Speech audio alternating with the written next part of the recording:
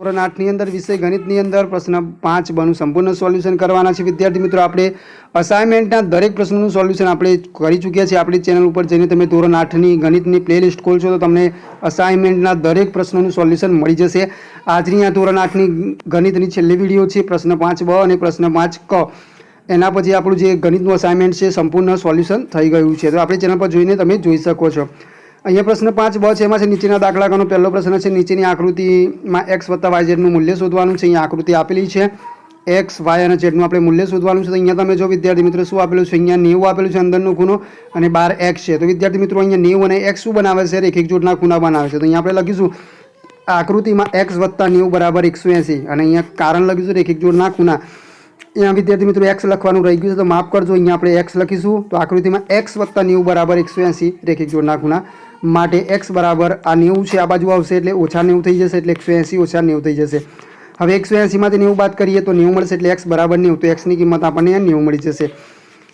હવે z + 20 એ પણ રેખિક જોડ બનાવે છે, તો અહીંયા પણ લખીશું કે હવે z + 20 = 180 રેખિક જોડના ખૂણા માટે z બરાબર 180 - 20, તો 180 માંથી 20 બાદ કરીશું, 20 આ બાજુ આવે એટલે બાદ બાકી, એટલે 180 માંથી 20 થાય એટલે z બરાબર 160, તો z આપણને 160 મળી જશે।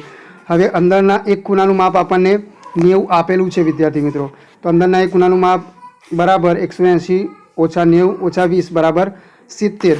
હવે y વત્તા, કારણ કે ત્રિકોણના, તો વિદ્યાર્થી મિત્રો આપણે જાણીએ છીએ કે ત્રિકોણના ત્રણેય ખૂણાઓનું માપનું સરવાળો છે વિદ્યાર્થી મિત્રો 180 થાય। તો આપણે શું કરીશું, આ 180 માંથી આ 90 અને 20 છે આપણે બાદ કરીશું, એટલે આપણને અહીંયા ત્રીજા ખૂણાનું માપ છે એ મળી જશે, 70 મળશે। તો અહીંયા આપણે 70 લખીશું। હવે y વત્તા 70, આ y અને 70 બરાબર 180 પણ રેખિક જોડ બનાવશે, એટલે y બરાબર 180 - 70 કરીશું એટલે y બરાબર 110।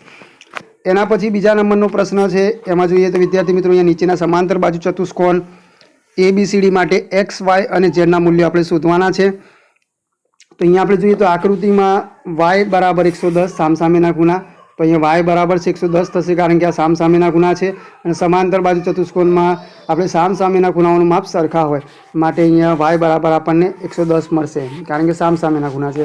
હવે ખૂણો A અને ખૂણો B જોઈએ, તો અહીંયા ખૂણો A અને આ બાજુ ખૂણો B બરાબર 180 કારણ કે પાસેના ખૂણા થયા તો બંનેનો સરવાળો છે 180 થાય વિદ્યાર્થી મિત્રો।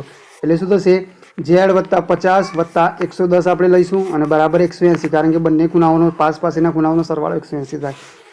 હવે આ 50 અને +110 કરીશું એટલે 160 થશે, બીજા પદ આપણે એમને એમ રાખીશું। હવે 160 ને આ બાજુ લઈ જઈએ એટલે કે 180 માંથી આપણે 160 બાદ કરીશું એટલે z બરાબર આપણને 20 મળી જશે, એટલે અહીંયા આવશે 20। હવે રેખાખંડ CD સમાંતર રેખા AB પણ છે અને તેની છેદિકા આપણને BC જોવા મળે છે। તો અહીંયા રેખા આ CD અને આ બાજુ રેખા AB એ સમાંતર છે ને એની જે છેદિકા છે એ આપણને અહીંયા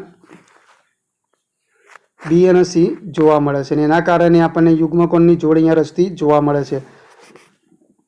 તો અહીંયા થશે કે માટે x બરાબર z યુગ્મકોણ, તો અહીંયા જે x અને આ z છે વિદ્યાર્થી મિત્રો એ યુગ્મકોણ રચે છે। અહીંયાથી આમ જોઈએ તો z બને છે, એટલે અહીંયા આ જે યુગ્મકોણો રચે છે, એટલે અહીંયા z છે આપણને 25 મળ્યા, એટલે યુગ્મકોણોની જોડ પ્રમાણે z બરાબર 20 એટલે x બરાબર પણ આપણને 20 મળે, માટે આપણો જવાબ x બરાબર 20 આવશે। હવે એના પછી નંબરનો પ્રશ્ન છે, નીચેની સમાંતર બાજુ ચતુષ્કોણ ABCD માટે x, y અને z ના મૂલ્યો શોધવાના છે। તો વિદ્યાર્થી મિત્રો અહીંયા જોઈએ તો આપણી પાસે આકૃતિ પરથી ખૂણો આ A અને અહીંયા આપણે m નામ આપી દઈશું। આ જે રેખા જે એકબીજાને રેખાખંડો છેદે છે અહીંયા, તો અહીંયા m નામ આપી દઈશું, એ લખવાનું રહી ગયું છે, આપણે m નામ આપી દઈશું। એટલે ખૂણો AMB અને ખૂણો BMC એ બંને શું કરશે વિદ્યાર્થી મિત્રો, અહીંયા કાટખૂણો દર્શાવે છે, એટલે અહીંયા આપણે લખીશું આકૃતિ પરથી ખૂણો AMB અને માપ ખૂણો BMC। આ વિદ્યાર્થી મિત્રો અહીંયા C લખેલું છે, ભૂલ લખવામાં ભૂલ છે, ધ્યાન આપજો। BMC બરાબર 90 માટે ખૂણો BMC બરાબર 90 એટલે માટે x બરાબર 90, તો આ જે BMC છે એ x દર્શાવે છે વિદ્યાર્થી મિત્રો, એટલે BMC બરાબર 90 એટલે x બરાબર પણ 90 મળશે। હવે y + 40 + x બરાબર 180, તો હવે આપણે જે y અને આ 40 અને આ x વિદ્યાર્થી મિત્રો આ ત્રિકોણ રચે છે, ત્રિકોણના ત્રણેય ખૂણાઓનો માપનો સરવાળો આપણે જાણીએ છીએ 180 થાય। તો આપણી પાસે આ ખૂણાનું માપ તો 40 આપેલું છે, x આપણે શોધી નાખ્યા 90 અને હવે y શોધવાનું છે, એટલે આપણે લખીશું y + 40 + x બરાબર 180। તો y એમને એમ રાખીશું, 40 ની જગ્યાએ 40 ને x ની જગ્યાએ 90 મૂકીશું, આ બાજુ 180। હવે 40 ની 90 થાય 180 માફ કરજો 40 ને 90 થાય 130. હવે 130 ને આ બાજુ લઈએ એટલે y બરાબર 180 ઓછા 130 એટલે y બરાબર 50 એટલે y આપણને મળી જશે 50. હવે અહીંયા જોઈએ તો વિદ્યાર્થી મિત્રો z બરાબર y, તો અહીંયા z બરાબર આપણને અહીંયા y મળશે કારણ કે અહીંયા યુગ્મકોણની જોડ આપણને જોવા મળે છે વિદ્યાર્થી મિત્રો. તો અહીંયા યુગ્મકોણની જોડ જોવા મળે છે તો અહીંયા આપણે લખીશું કે યુગ્મકોણની જોડ માટે y બરાબર 50, તેથી z બરાબર પણ 50 આપણને મળશે. હવે નીચે ચોથા નંબરનો દાખલો છે. નીચેના સમાંતર બાજુ ચતુષ્કોણ ABCD માટે x અને y ના મૂલ્યો આપણે શોધવાના છે. તો વિદ્યાર્થી મિત્રો હવે હું વિડીયોને સ્ક્રોલ કરતો જાઉં છું કારણ કે વિડીયો છે વધારે લાંબી થશે, એક દાખલો સમજાવવા બેસીશ તો જો તમને કોઈ તકલીફ હોય તો વિદ્યાર્થી મિત્રો તમે જાણ કરજો, પછી આપણે એની સમજૂતી પણ તમને આપી દઈશું. અત્યારે વિદ્યાર્થી મિત્રો ધીરે ધીરે આપણે કોઈ દાખલામાં સમજવામાં તમને તકલીફ પડતી હોય તો આપણે સમજૂતી દાખલાની અલગથી વિડીયો બનાવીને આપી દઈશું. અત્યારે હું સ્ક્રોલ કરતો જાઉં છું, તમે તમારો દાખલો છે એ ગણી શકો છો વિદ્યાર્થી મિત્રો. જે દાખલામાં તમને તકલીફ હોય ત્યાં તમે વિદ્યાર્થી મિત્રો વિડીયો સ્ટોપ કરીને દાખલો છે ગણી શકો છો. 5મા નંબરનો દાખલો છે. નીચેના સમાંતર બાજુ ચતુષ્કોણ ABCD માટે x અને y ના મૂલ્યો શોધવાના છે.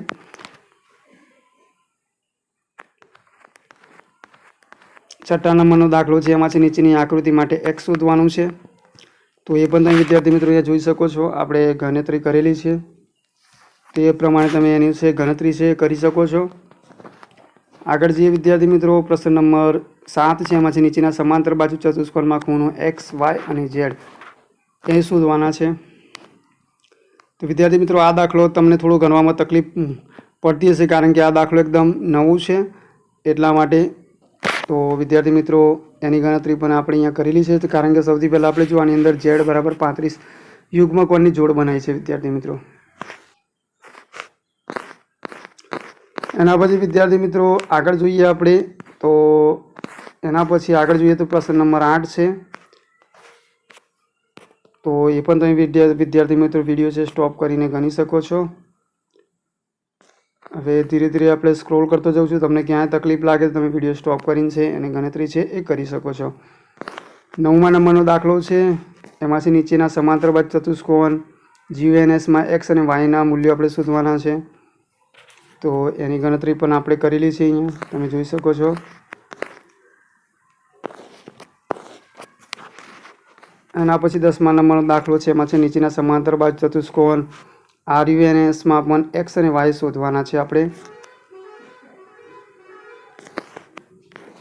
11મા નંબરનો દાખલો છે. એમાં છે સમાંતર બાજુ ચતુષ્કોણ HOPFમાં x અને yz ના મૂલ્યો શોધવાના છે આપણે. તો વિડીયો સ્ટોપ કરીને તમે વિદ્યાર્થી મિત્રો ગણી શકો છો. જો તમને કોઈ તકલીફ લાગતી હોય તો તમે પહેલાં જાતે ગણવા પણ પ્રયત્ન કરજો. જો કોઈ તકલીફ હોય તો વિડીયો સ્ટોપ કરીને ગણી શકો છો. 12મા નંબરનો પ્રશ્ન છે. એમાં છે નીચેની આકૃતિમાં x, y અને z ના મૂલ્યો આપણે શોધવાના છે.